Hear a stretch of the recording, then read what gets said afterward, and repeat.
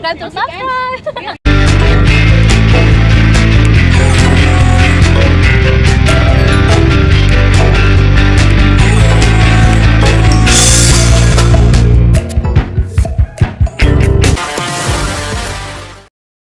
So I've started to document my journey as a coach.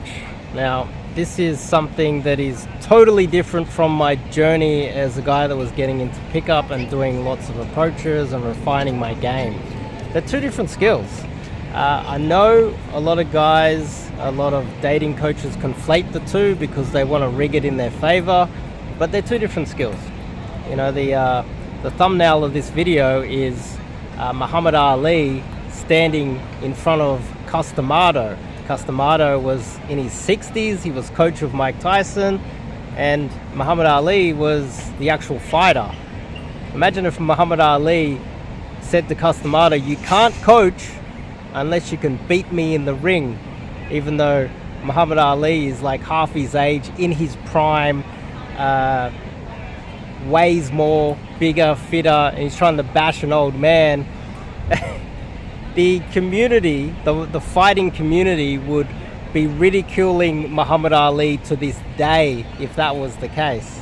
I want to talk about that. I want to talk about how there is a difference between a coach and a pickup dude, and some guys conflate the two because what they want to do is, while they're learning pickup, while they're learning dating, they decide to be coaches to fund it. I want to talk about that and a few more things, but before we kick it off, I'm Dave, and this channel is dedicated to giving you no BS, novel dating advice for the modern man. I picked this spot, nice sun in my eyes, and there's this is a great little cross-section vantage point where you got people flowing through here, you got people flowing through here, you got people flowing through here, you got two access points here and here. Great little vantage point where you can do other things and get out a few approaches. It's great. And behind us there's a flow that goes into it as well.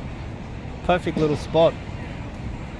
But yeah, so I wrote a blog post outlining my thoughts on that, and I also go into depth on how with soccer even, you'd have Lionel Messi at 17 years old trying to learn to be a professional soccer player, being guided by old men.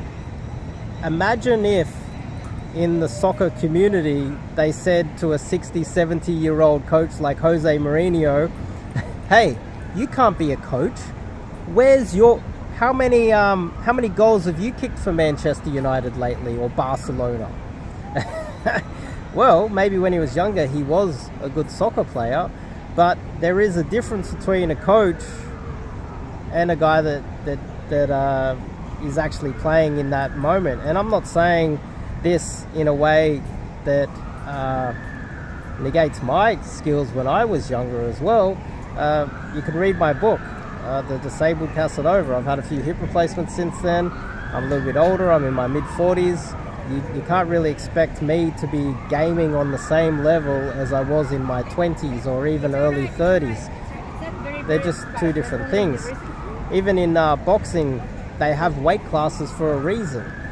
You know, another metaphor could be a heavyweight trying to pick a fight with a lightweight. You know, and as you get older, you become a lightweight. You know, that's just the reality of game. It's really difficult if you're in your 40s or 60s to pick up a 21-year-old 10 out of 10 knockout, you know, when you're so old, unless you introduce all of these marketing campaigns and you're in a third world country and you've got a lot of money to throw around, then that's rigging the data as well. So this is a lot more complex than I think a lot of people give it credit for. But a lot of the black pill guys, they say that looks are everything, but they're not everything, they are a factor. It's the same as Muhammad Ali meeting Customado. They don't expect Customado to knock out Muhammad Ali. And also, as he got older, this guy never really became a good coach, did he? How many world champions has Muhammad Ali produced since he retired? 0. How many amateur fighters did he mentor? 0. So it's really hard to find someone who was a great fighter, a great soccer player, who later on became a good mentor, because it's a total different skill and it takes a lot of time and effort to put into it. So that's why I decided to start documenting my journey. Obviously not sharing any private information of any of my students. I would never do anything like that. But I can talk about, like the vague demographics of who they are, like age, struggles that they had, and my different customized strategies for helping them overcome that. Another guy I think of is obviously the boxer Freddie Roach. I think Freddie Roach, he produced James Toney, world champion, Manny Pacquiao, of course, which is the most famous of all of them, and the list goes on. Freddie Roach, I think he's got Parkinson's disease and he's always like shaking. Imagine if Floyd Mayweather, when he fought Manny Pacquiao, tried to pick a fight with Freddie Roach. It would be an absolute joke, wouldn't it? So there is a difference between a coach and a mentor. A coach, a mentor, and a player, a fighter, a PUA, someone that's working on their game. And, before I started this channel, before I started my website, wrote my book, I was out there gaming. I was out there putting in the time and effort to get good at game. I was refining my game. I was putting in the hard yards and the time and effort that is required to refine my personal game, customize it for myself. I was listening to my sets, recording my sets, looking at the feedback, looking at the data, trying to figure out how I could improve my game. And that takes a lot of time out there on the street, here, meeting women, taking them out on dates, figuring out what does and what doesn't work for you, speaking to other guys that are actually getting laid, not other guys that are in the community that are complaining about stuff. So I'm not conflating good-looking young coaches with results either. There are a lot of good-looking guys that don't get a lot of good results because their game is so poor, they're not used to it, they're not approaching the right way, they're a little bit uncalibrated, their social awareness is off, their situational awareness is off, they're embarrassing themselves when they get into cold approaches, etc., and the list goes on. There are a lot of guys that are good looking in their 20s that are not very good at game, and that's part of the issue here, is that often this takes a lot of time and effort to get good at game. I would also say that, it can take many years if you're working a full-time job to get good at game yourself, unless you just get basic beginner level game. And then if you're a good-looking guy that's doing a full-time job and you just get basic game, you are going to get laid. Beginners, just beginner level basic stuff, the amateur level game. If you're a good-looking dude and you don't have all of those awful hang-ups, you're not doing all of these awful mistakes, then you will eventually get laid. But imagine if you are a guy with beginner level understanding of game, you're a good looking dude in his 20s or super early 30s, and you decide to become a coach, because the moment you start coaching, that's the moment that we need to judge you by, not now. Some guys started coaching when they were just learning game. It became part of their journey. Their journey wasn't as a coach. Their journey was as a player.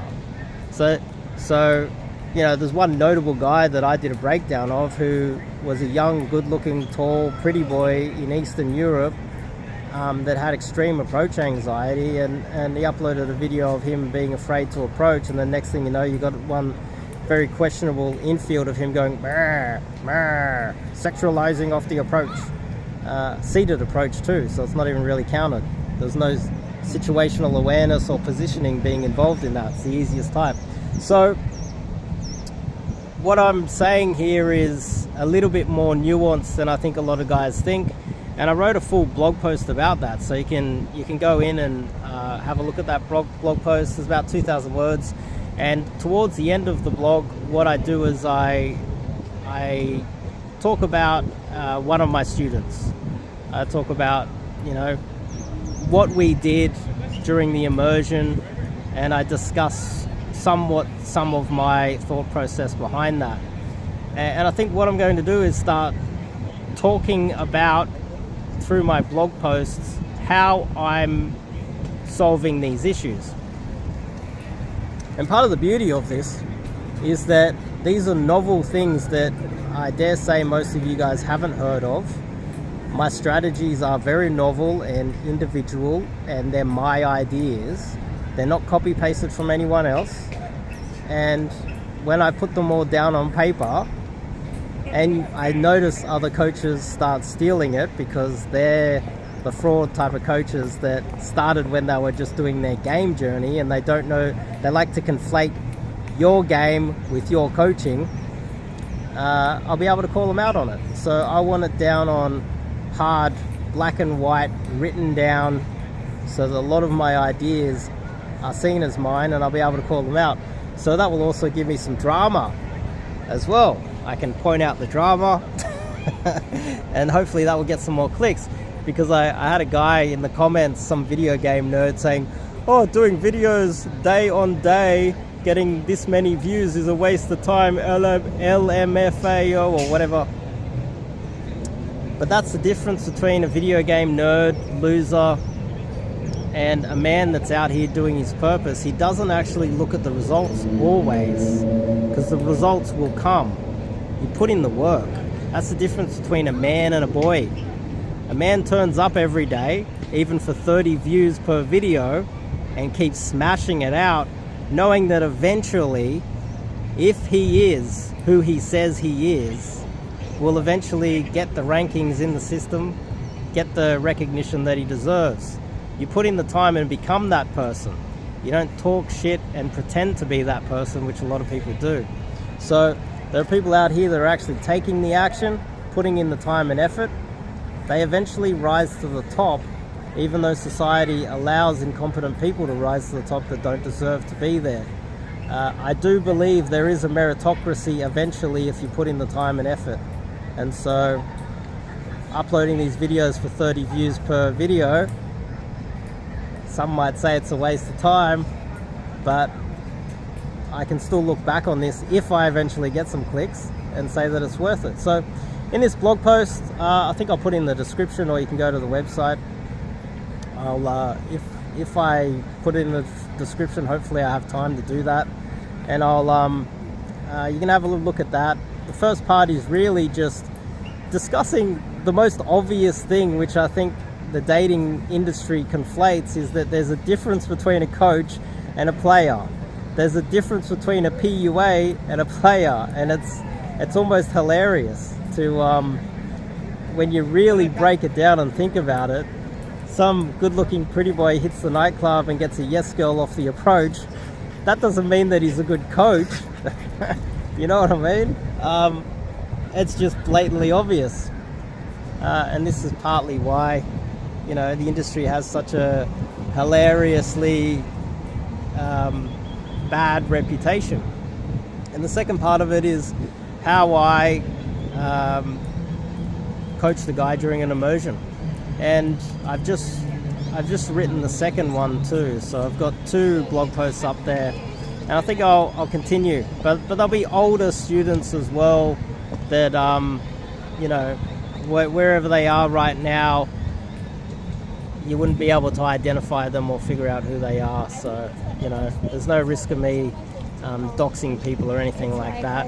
It's more just talking about how I looked at what their issues were and customized the coaching to them and the methods to them. So I think that will be part of my journey moving forward. I'll try that out. We'll see how that goes. If not, we'll change the strategy. And that's what you do with everything in life. You keep repeating the same thing over and over again, expect the same results. You need to keep changing it up. You don't just expect to win off the first shot, and you don't expect to put in the time and effort and be a success immediately. I think I got over 1,000 videos on this channel already, and the majority have 30 views. But I'll keep smashing it out because that's the right mindset, and I recommend that you guys have the same mindset. Anyway, check out the blog post, and I'll see you guys in the next video.